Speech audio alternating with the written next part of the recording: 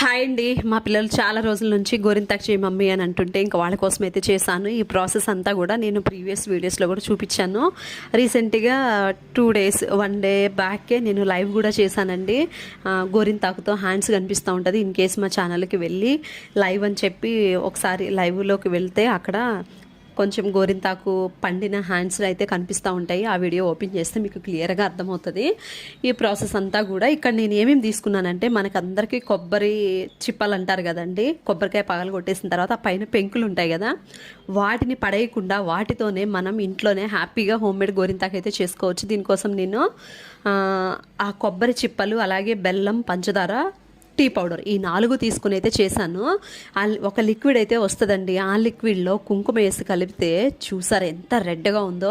అసలు 5 మినిట్స్ కాదు కదా, 10 మినిట్స్ లేదంటే 5 అట్లా అసలు టైమే అవసరం లేదండి. జస్ట్ పెట్టడం, వాష్ చేయడమే. ఎంత రెడ్గా వండుతుందంటే, మనం ఫంక్షన్స్కి, ఇప్పుడు ఫంక్షన్స్ టైం కదా, మ్యారేజెస్ ఫంక్షన్స్కి గోరింటాకు పెట్టుకోవాలని ఎందుకు ఆశపడతాం, రెడ్గా ఉండాలని చెప్పి కదా. చూడండి ఒకసారి ఎంత రెడ్గా ఉంది.